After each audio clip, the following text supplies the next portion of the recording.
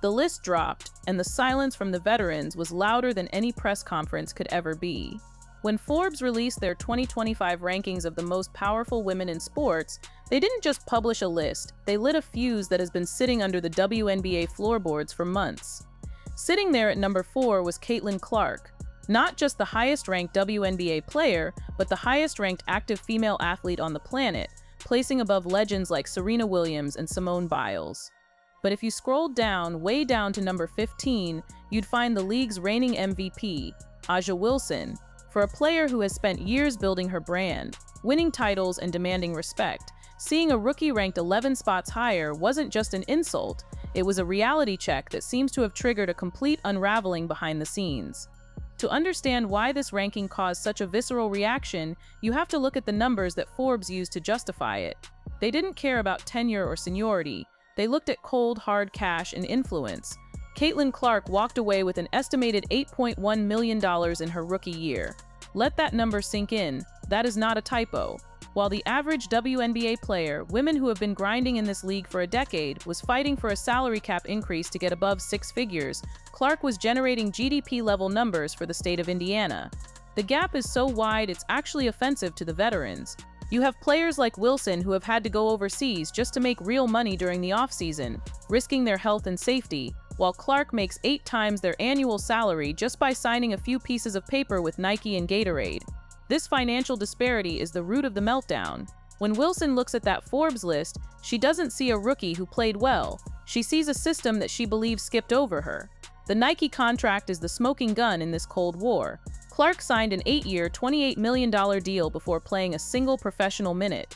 A'ja Wilson, a 2-time MVP and champion, had to wait years to get her signature shoe. The jealousy isn't just an emotion, it's a business reaction. When Wilson posted those photos of her own shoe right as Clark's headlines were dominating, it wasn't a celebration, it was a desperate reminder to the world that I am here too. But the market doesn't care about fairness. It cares about sales, and Clark's merchandise was selling out while other signature shoes were sitting on shelves. The tension escalated when the discussion moved from money to impact. Wilson and other veterans love to use the phrase sustained excellence. It's a safe, PR-friendly way of saying, I've been doing this longer, so I matter more. But the Forbes ranking proved that sustained excellence doesn't pay the bills. Cultural phenomenon does. The viewership numbers that Clark brought to the league didn't just double, they quadrupled. We saw a 400% increase in ratings for Fever games. When Wilson talks about the growth of the game, she often omits the fact that the growth is coming almost entirely from the fans of the person she seems to resent the most. This is the bitter pill that the veterans have to swallow. The rising tide that is lifting their ships is being generated by the rookie they tried to haze all season long. You could see this resentment bubble over during the recent LPGA Pro-Am event. This was a massive moment for cross-sport promotion. When Clark showed up to play golf, she was treated like royalty.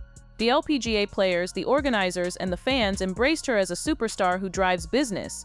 Compare that to the WNBA environment, where she is met with hard fouls, side-eye in press conferences, and passive-aggressive tweets.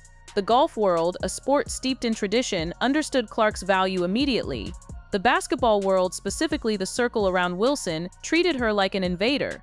This difference in treatment highlights exactly why Forbes ranked her so high. Clark transcends her sport. Wilson, for all her greatness, is still confined within it. But the most shocking element of this entire saga is the rumor that is starting to circulate about what comes next. There are whispers of international offers for Clark that make the WNBA salaries look like allowance money. We are talking about potential packages linked to Saudi-backed Project B initiatives that could reach astronomical figures, possibly in the tens of millions. If Clark were to ever entertain that, or if she bypasses the domestic leagues for a global tour, the gap between her and Wilson won't just be 11 spots on a list, it will be an entire tax bracket. The veterans are fighting for crumbs while Clark is being offered the whole bakery. This is why the jealousy is exploding now. It's not just about fame, it's about the realization that no matter how hard Wilson works, she might never reach the commercial stratosphere that Clark stepped into on day one. Then there is the unrivaled situation. The new 3v3 league founded by Brianna Stewart and Nafisa Collier was supposed to be the answer to the salary problem, a way to keep players home. But Clark's hesitation to join, or her potential decision to skip it entirely, is the ultimate power move. By not jumping at the chance to join the inner circle, She proved she doesn't need them. She has her own economy. This creates a terrifying reality for the league. They need Caitlin Clark far more than she needs them. While Wilson and others are locking themselves into the system, Clark is operating above it, and that lack of control is driving the establishment crazy. The 2026 season is looming, and lines are being drawn. You have the pure hoopers who side with Wilson, believing that respect must be earned through years of grinding. And then you have the business-savvy side of the sports world that looks at Clark and sees the future. The Forbes list didn't create this divide, it just exposed it. It stripped away the fake smiles and the "we are all sisters" narrative and showed the ugly truth. Everyone wants to be the queen, but there is only one throne, and right now the girl from Iowa is sitting on it comfortably. Wilson's meltdown isn't the end of the story, it's the beginning of a rivalry that is going to define the next decade of women's sports. The tension reached a breaking point when the details of the WNBA's new media rights deal started leaking. We are talking about a historic $2.2 billion agreement with NBC, Disney, and Amazon, a valuation that would have been laughable just 2 years ago. For decades, the WNBA was a financial charity case, subsidized by the NBA and fighting for scraps of airtime. Then Caitlin Clark arrived, and suddenly the league is signing billion-dollar paperwork. But here is the kicker, and the specific detail that is driving the veterans absolutely crazy. Industry analysts have openly stated that without the Clark effect, this deal would be worth maybe half of that. Yet the players' union, led by the veterans who are currently side-eyeing Clark, is preparing to distribute this new wealth evenly. They want to socialize the profits that one woman generated. This is where the sisterhood narrative completely collapses. You have players who have been vocal critics of Clark, players who liked tweets mocking her defense or her turnovers, now lining up to cash checks that are only clearing because she is on the roster. It is the ultimate irony. Aja Wilson is the best player in the world, nobody disputes that. Her stat line is video game stuff. But in the entertainment business, being the best doesn't mean you are the most valuable. The veterans are trying to tax Clark's fame to fund their own retirement, and the friction this is causing in the locker rooms is palpable. They want her money, but they don't want her influence. This dynamic explains the unrivaled situation better than any press release ever could. The new 3-on-3 league was pitched as the ultimate for us by us solution, a way for WNBA stars to make six figures in the offseason without going to Russia. They aggressively courted Clark. They needed her. Rumors swirled about a Messi-like offer. Equity, millions up front, total creative control. And what did Clark do? She said no. She chose to play golf. She chose to rest.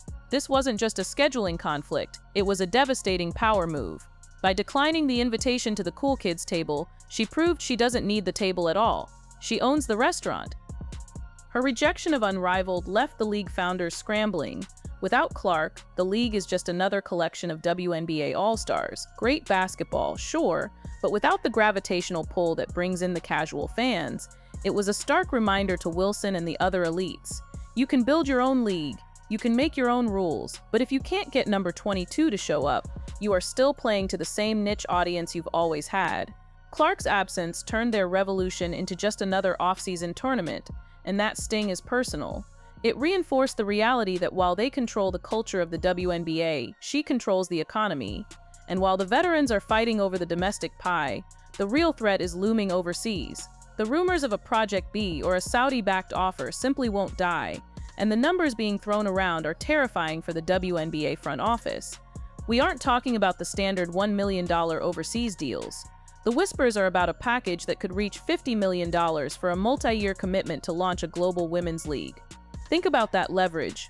If the WNBA environment remains hostile, if the hazing continues and the jealousy from players like Wilson keeps boiling over, Clark has a nuclear option. She could leave. The mere existence of this option changes everything. For the first time in history, the WNBA needs a player more than the player needs the WNBA.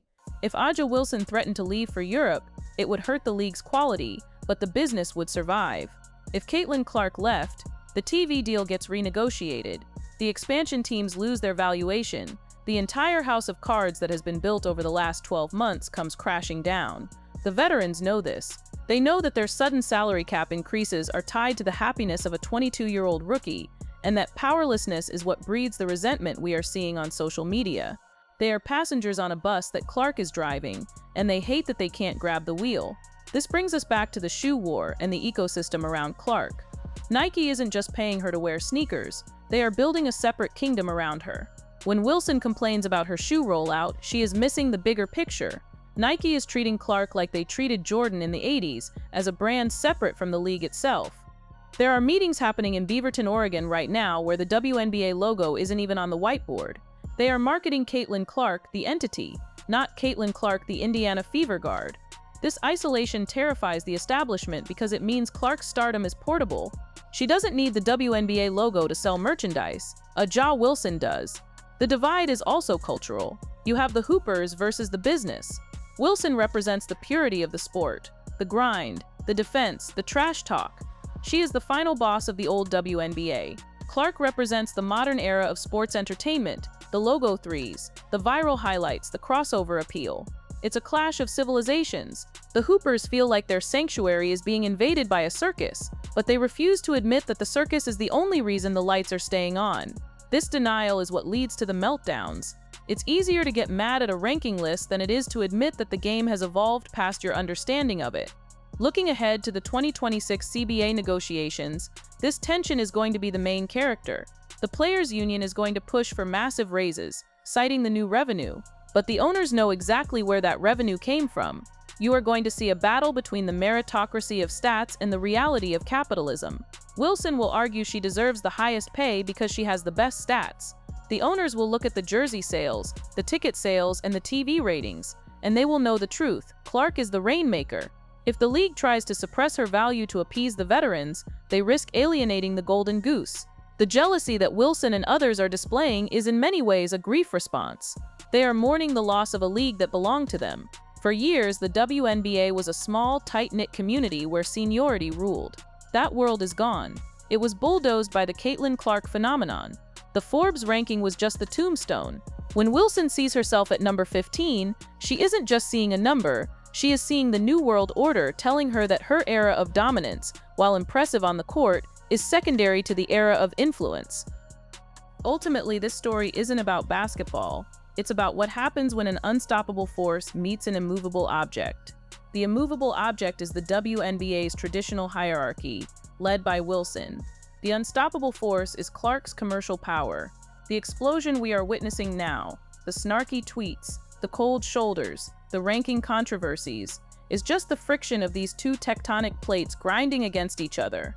And if history tells us anything about business and sports, the side with the money always wins. The veterans can stay mad, they can post their stats, and they can show off their trophies. But until they can put 20,000 people in seats on a Tuesday night in Indiana, they are just shouting at the rain. The storm is here. Her name is Caitlin, and she has already won the only game that really matters to the people cutting the checks.